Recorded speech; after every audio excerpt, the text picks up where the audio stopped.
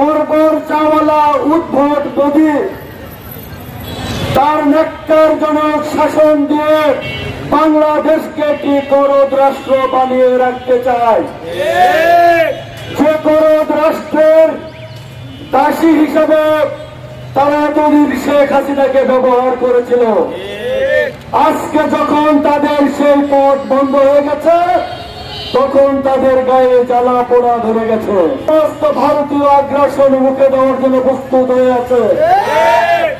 আমাদের দুর্ভাগ্য, যখন তারা ফেলানিকে মেরে কাটা তারে ঝুলিয়ে রেখেছিল সে সময় এদেশে ক্ষমতায় ছিল তার দাসী শেখ হাসিনা।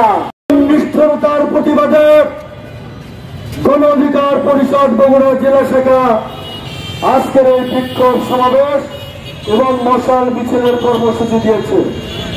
প্রিয় বগুড়াবাসী, বাংলাদেশ একটি সাম্প্রদায়িক সম্প্রীতির দেশ।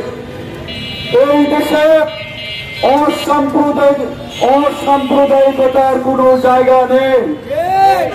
আমাদের পাশের দেশ বর্বর চাওয়ালা মোদী, বর্বর চাওয়ালা উদ্ভট মোদী তার ন্যক্কারজনক শাসন দিয়ে বাংলাদেশকে একটি করদ রাষ্ট্র বানিয়ে রাখতে চায়। যে করদ রাষ্ট্রের দাসী হিসেবে তারা এতদিন শেখ হাসিনাকে ব্যবহার করেছিল, আজকে যখন তাদের সেই পথ বন্ধ হয়ে গেছে তখন তাদের গায়ে জ্বালা পোড়া ধরে গেছে। আজকে তারা বিভিন্ন অজুহাতে বাংলাদেশকে নিয়ে ছিনিমিনি খেলতে চায়। ভারতের মনে রাখা উচিত, বাংলাদেশ একটি স্বাধীন সার্বভৌম দেশ। এদেশ তার কোন অঙ্গরাজ্য নয়, এদেশ তার কোন করদ রাজ্য নয়।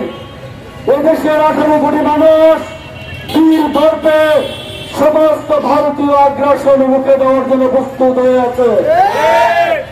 আমাদের দুর্ভাগ্য, যখন তারা ফেলানিকে মেরে কাটা তারে ঝুলিয়ে রেখেছিল সে সময় এদেশে ক্ষমতায় ছিল তার দাসী শেখ হাসিনা। সেজন্য কোন প্রতিবাদ হয় নাই।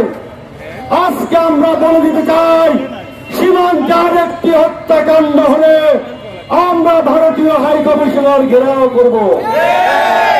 আমরা ভারতের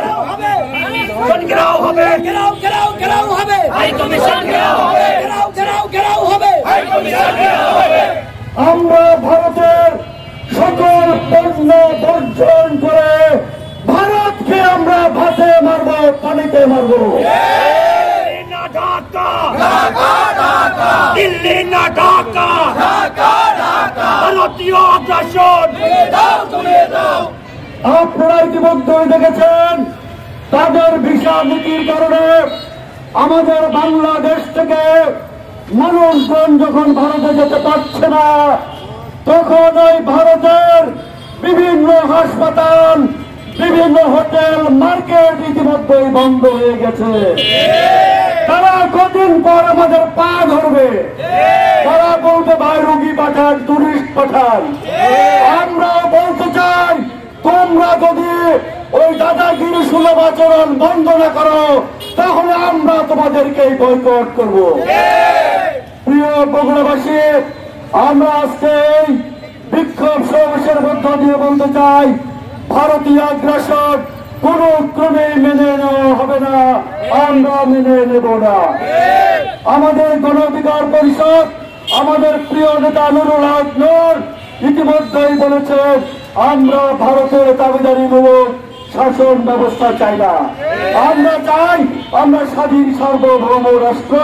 এই রাষ্ট্রের ভালোর জন্য একমাত্র বন্ধুত্ব সুলভ, প্রতিবেশী সুলভ আচরণ ছাড়া অন্য কোন আচরণ আমরা করব না, আমরা হতে দেব না। প্রিয় উপস্থিতি, আপনারা যারা এই আয়োজনে এতক্ষণ পর্যন্ত আমাদের সাথে থেকে সার্থক করেছেন, আমরা তাদেরকে ধন্যবাদ জানাচ্ছি। সেই সাথে বগুড়ার প্রশাসন এবং সাংবাদিক সমাজ যারা রয়েছেন তাদেরকেও বগুড়া জেলা গণ অধিকার পরিষদের পক্ষ থেকে আন্তরিক ধন্যবাদ জানিয়ে আমার বক্তব্য শেষ করছি। জনতার অধিকার আমাদের অধিকার।